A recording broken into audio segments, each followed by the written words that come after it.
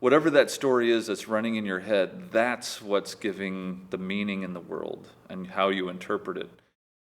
The measure of seriousness about anything in history is what are you willing to die for? 1936. Spain is engulfed in a civil war. The fascist rebel forces, calling themselves the Nationalists, seek to overthrow the Socialist Republican government. Communists the world over volunteer to go to Spain to fight the fascists by joining the Soviet-organized international brigades. This is where you get Americans and you get some Western Europeans involved. Robert Merriman, a young American economics professor from Berkeley, is in Russia with his wife Marion. Like many contemporary Americans, the couple are intrigued by the seeming success of the Soviet economy. The Soviet Union is doing a little better economically because things were so bad under the Tsar.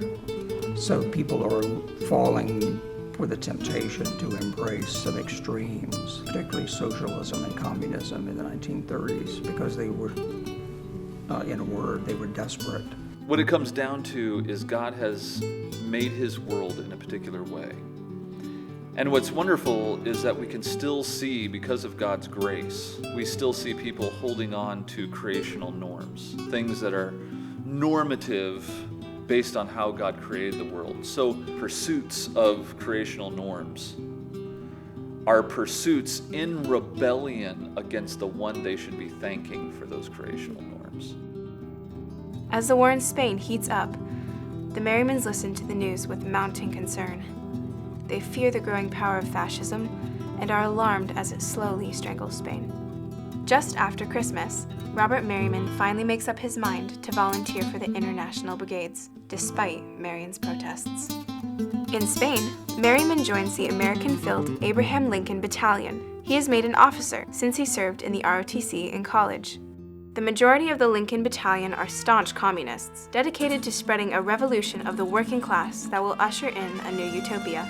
Merriman is a wholehearted believer in the cause, personally leading his men into battle and suffering wounds for his bravery. It wasn't just, fun and games and Boy Scouts and camping out. It was serious. While the fascists massacre civilians who have progressive political ideas and decimate Republican towns to test out new air bombing strategies, the communists purge suspected spies, traitors, and anyone else who doesn't toe the party line. Stalin's paranoia seeps into Spain, and many fighting for the Republic begin to grow disillusioned with communism. Despite this, Merriman continues to cling to his ideology, even though morale among the Lincolns is sinking as the Republic loses battle after battle. Merriman, now the commander of the Lincoln Battalion, remains as popular as ever.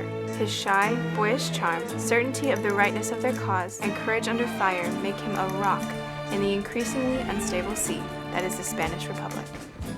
The Nationalists, with clear military superiority, plow forward, cutting huge swaths from the Republic's territory. The Lincolns retreat in disarray, trying to reach safety across the Ebro River. Merriman and a small group of Lincolns find themselves surrounded on all sides by Nationalist forces. Merriman leads them in an attempt to bluff their way through the lines. But then the Nationalists spot them. The men scatter. Only a handful escape.